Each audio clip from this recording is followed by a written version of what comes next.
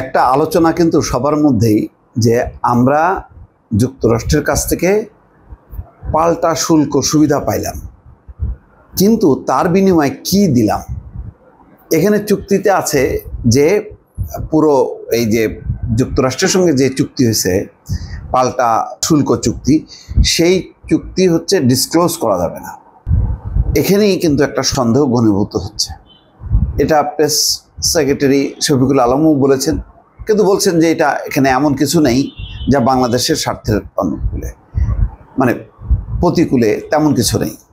বাণিজ্য উপদেষ্টা শেখ বশিরও বলছেন যে বাংলাদেশের স্বার্থের প্রতিকূল বা বাংলাদেশের স্বার্থবিরোধী কোনো বিষয় এখানে যুক্ত নেই। কিন্তু তারপরেও ওই যে একটা আছে যে একদিকে দিলাম, একদিকে নিলাম, আর একদিক দিয়ে এমন দিলাম যেটা ভারসাম্যহীনতা তৈরি করে। যেমন ভারতের সঙ্গে মনে আছে নিশ্চয়ই এতগুলো চুক্তি করছে, সবগুলি দেখা যাচ্ছে যে আমরা যত না বেনিফিটেড হচ্ছি তার চেয়ে বেশি বেনিফিটেড হচ্ছে ভারত।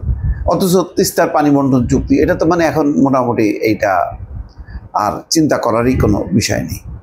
তো এই কারণে আজকে দেখলাম যে মুস্তাফিজুর রহমান একটা লেখা লিখছেন প্রথম আলোতে, যুক্তরাষ্ট্রের পাল্টা শুল্ক অনিশ্চয়তা কেটেছে, কিন্তু কি ছাড় দিলাম জানা দরকার।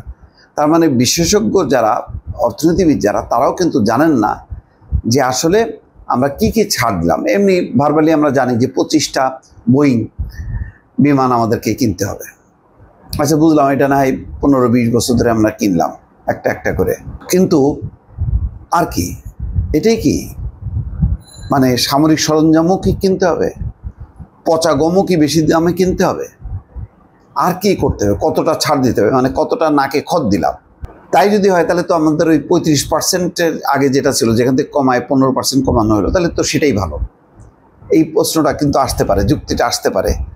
এখন এই পুরো বিষয়টা খোলাসা করতে পারে একমাত্র শেখ বশিরউদ্দিন, বাণিজ্য উপদেষ্টা, আর ডক্টর খলিলুর রহমান, নিরাপত্তা উপদেষ্টা। এই দুইজনই তো মূলত আমেরিকার সঙ্গে কথাবার্তা চালাইছে। তারাই জানে যে চুক্তিতে আনডিসক্লোজড আর কি, মানে যেটা প্রকাশ করা যাবে না, অপ্রকাশিত অধ্যায়ে কি কি আছে সেটা আমাদের জানা দরকার। তা নাহলে কিন্তু আমাদের জাতীয় স্বার্থ যদি বিপন্ন হয়, তখন কিন্তু আমরা এই যে কথা আসে না, মানে ভারত তো ভারতকে দিল না, ভারতের সাথে এত দহরম মহরম এই অঞ্চলে চীনকে ঠেকানোর জন্য আমেরিকা সবসময় ভারতকে সাথে রাখে, সেই ভারতকে ছাড় দিল না যুক্তরাষ্ট্র, সেখানে বাংলাদেশকে ছাড় দিল কেন? কিসের বিনিময়?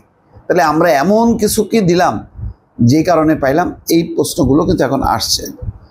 এখানে মুস্তাফিজুর রহমান লিখছেন, গত কয়েক মাস ধরে দেশ জুড়ে ব্যবসায়ী, অর্থনীতিবিদ সহ সচেতন মহলে যে উদ্বেগ, উৎকণ্ঠা এবং অনিশ্চয়তা তৈরি হয়েছে সেটি কমেছে। বাংলাদেশি পণ্যে নতুন করে যে পাল্টা শুল্ক নির্ধারণ করা হয়েছে তা আমাদের প্রতিযোগী দেশগুলোর সমান বা কাছাকাছি, যদিও চীনের পাল্টা শুল্ক হার এখনও চূড়ান্ত করেননি ট্রাম্প প্রশাসন। ভারত এবং চীন কিন্তু ফাইনাল হয়নি এখনও, এটা মাথায় রাখা দরকার। তারপরও বাংলাদেশের পণ্যে পাল্টা শুল্ক কমানোর ঘোষণা অনিশ্চয়তা কাটিয়ে সংশ্লিষ্ট ব্যক্তিদের মনে কিছুটা স্বস্তি এনেছে। এতে মার্কিন বাজারে আমাদের রপ্তানি পণ্যের তুলনামূলক প্রতিযোগিতা সক্ষমতা বজায় রাখার সম্ভাবনা তৈরি হয়েছে। এদিকে পাল্টা শুল্ক 15% পয়েন্ট কমেছে।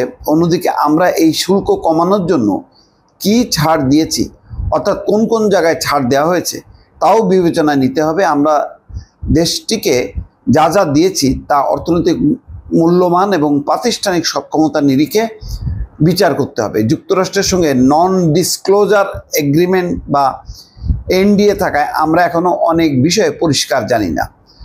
যুক্তরাষ্ট্রের সঙ্গে নন ডিসক্লোজার অর্থাৎ এই এগ্রিমেন্ট যেটা হয়েছে পাল্টা শুল্ক চুক্তি, এটা নন ডিসক্লোজার এগ্রিমেন্ট, অর্থাৎ এটা ডিসক্লোজ করা যাবে না। তবে এখন গোপনীয়তা বজায় রাখার আর কোনো যৌক্তিক কারণ নেই। এটাও মনে রাখতে হবে যে আমরা যা দিতে স্বীকৃত হয়েছি তার অধিকাংশই পরবর্তী নির্বাচিত সরকারকে বাস্তবায়ন করতে হবে। অর্থাৎ আমি এখন সুবিধা নিলাম আমার সুবিধা মতন, কিন্তু এটা তো বাস্তবায়ন যদি করতে হয় পরবর্তী সরকারকে, তখন যদি তারা বেকায়দায় পড়ে তখন তো তারা প্রশ্ন তুলবে যে হায় হায় সর্বনাশ, কি চুক্তি করা গেছে। দেখেন ভারতের সঙ্গে যে চুক্তিগুলি, এটা কি ছিল? মনে হচ্ছিল না যে সরকার পরিবর্তন হলে এগুলি বাতিল? একটাও বাতিল হয়েছে? একটাও বাতিল হয়নি।